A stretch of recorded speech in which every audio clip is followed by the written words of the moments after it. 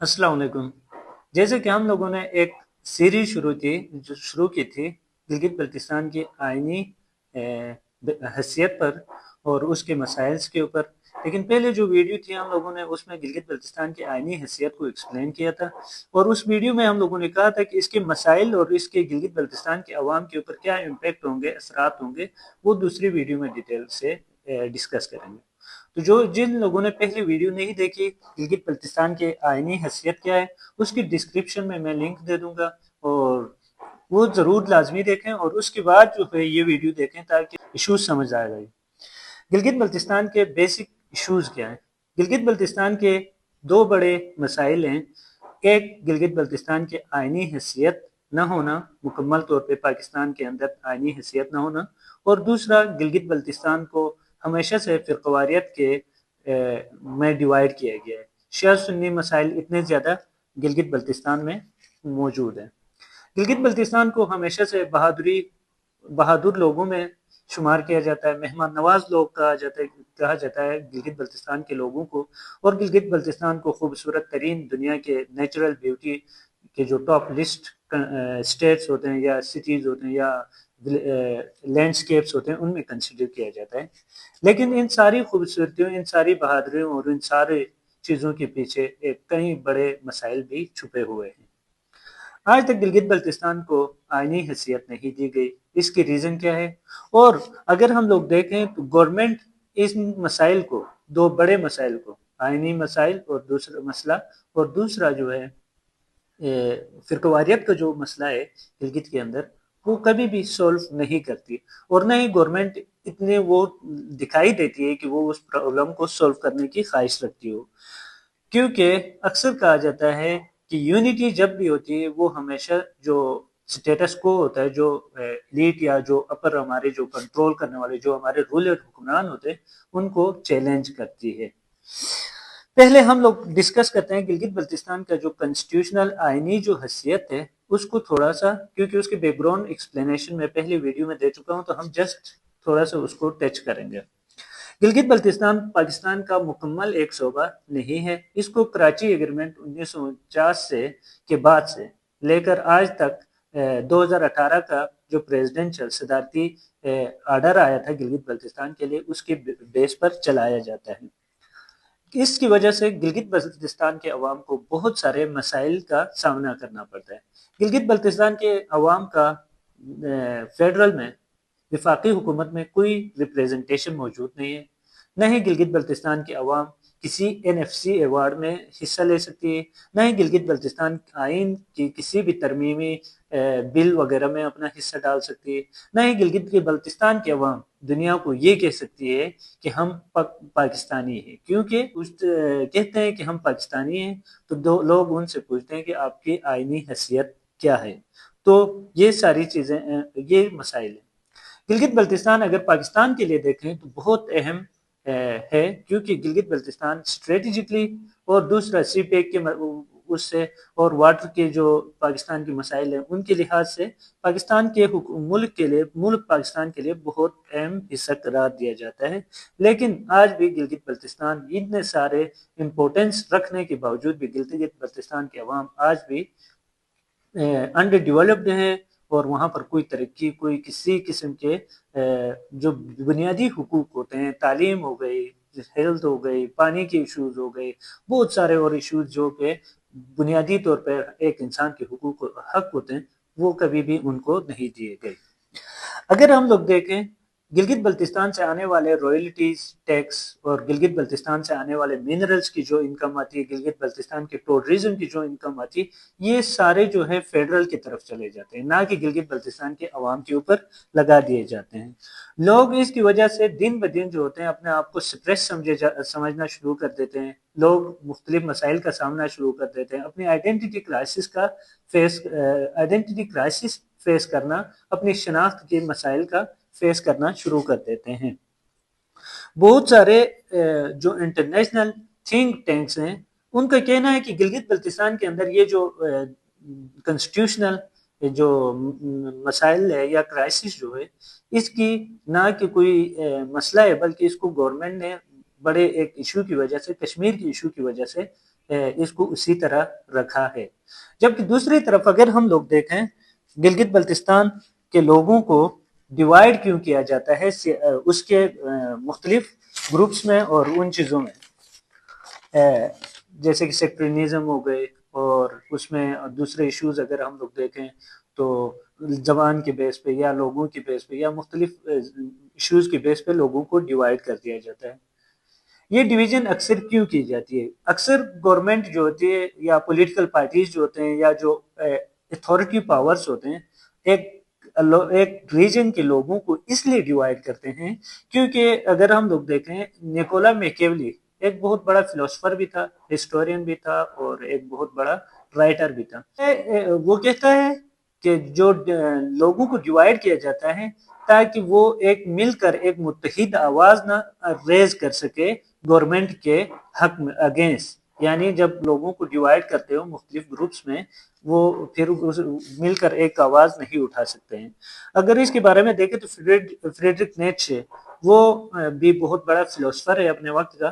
وہ کہتا ہے کہ لوگوں کو ٹولز اور اینیمیز کے فارم میں ڈیوائیڈ کرو تاکہ رولر جو ہوگا اس کے لیے آسان ہوگا کہ لوگوں کے اوپر رول کرنا، تاکہ لوگ کبھی بھی مل کر آواز نہ اٹھا سکیں.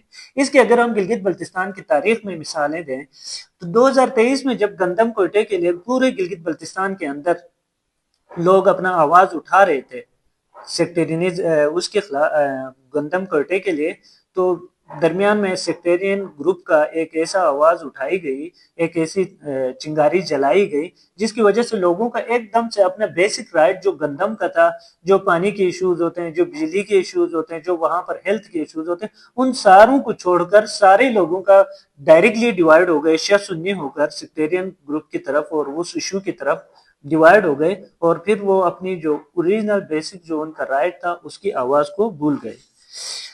یہ سیکٹرینزم ڈویژن گلگت بلتستان میں کب سے ہے؟ اگر ہم لوگ دیکھیں تو گلگت بلتستان کے اندر سیکٹرینزم ڈیوائیڈ جو ہے وہ تو 1947 کے بعد سے ہے، لیکن گلگت بلتستان میں سب سے بڑا کرائسس جنرل ضیاء الحق کے ٹائم پیریڈ میں آیا. جنرل ضیاء الحق نے جب فرسٹ ٹائم کو گلگت بلتستان میں 1980s میں وہ یہ ایشو ڈال دیا گلگت بلتستان کے عوام کے درمیان، تب سے گلگت بلتستان کی حالت بد سے بدتر ہوتی گئی. اور اگر ہم لوگ دیکھیں تو اس کے 2000 میں بھی ایفیکٹس گلگت بلتستان کو بہت زیادہ سامنا کرنا پڑے، اور 2010 میں بھی، 2013 میں بھی، اور 2017 میں بھی جا کر اس طرح کے بہت سارے سیکٹرینزم ایشوز سامنا کرنے پڑے. گورنمنٹ ان مسائل کو حل کیوں نہیں کرتی، اور کیوں کبھی کبھار گورنمنٹ ان مسائل کو خود ہی ہوا دیتی ہے، کیوں نہیں ان مسائل کے اوپر بات کرتی ہے؟ کیونکہ جب تک لوگ تقسیم ہوئے ہوتے ہیں گورنمنٹ بنانا ایزی ہو جاتا ہے، گورنمنٹ چلانا ایزی ہو جاتا ہے.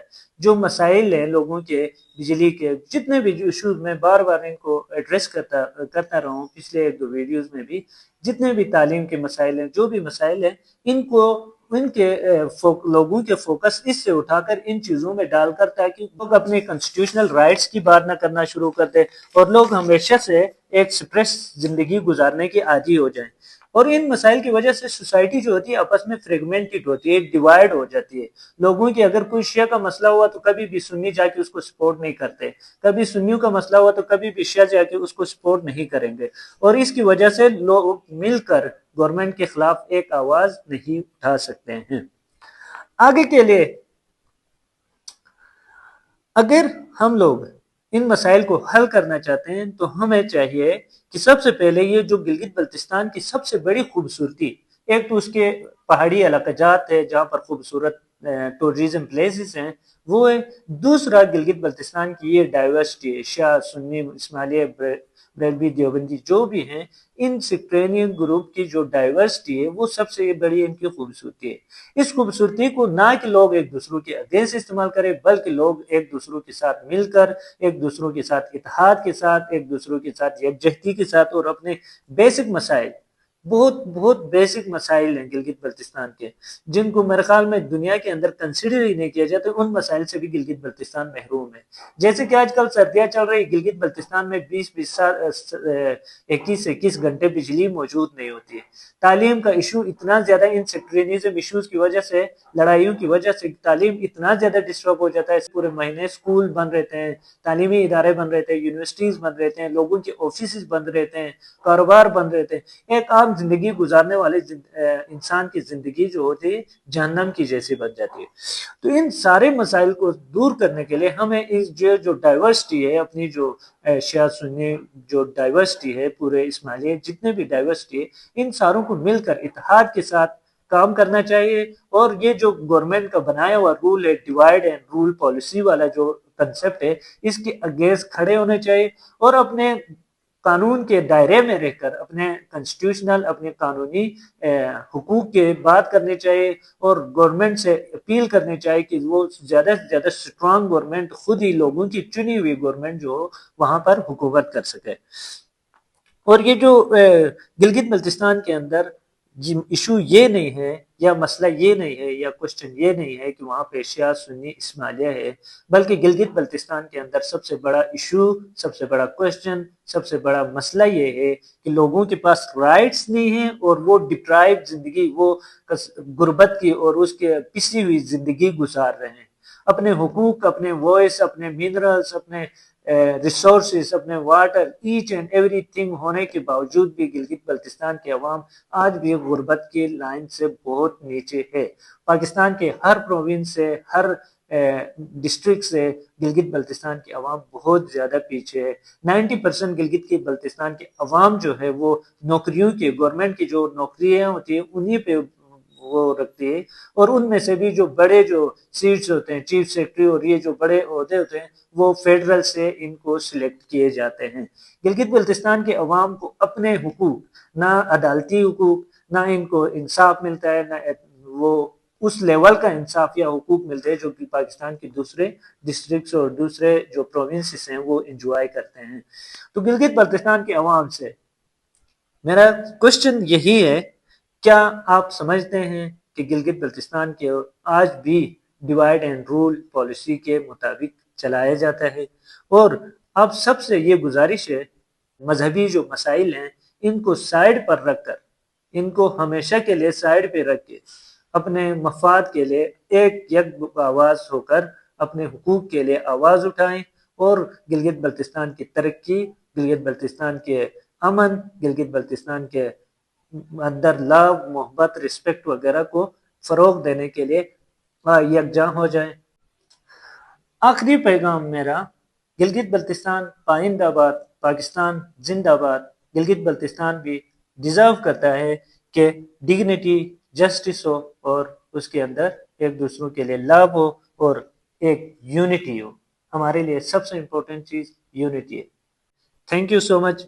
اگر ویڈیو اچھی لگی تو شیئر بھی کریں، اور کمنٹس میں اپنی رائے کا ضرور اظہار کریں، اور دوسروں کے ساتھ یہ ویڈیو شیئر کریں تاکہ ہمارا جو پیغام ہے یہ ہر بندے تک پہنچ جائے۔ Thank you so much.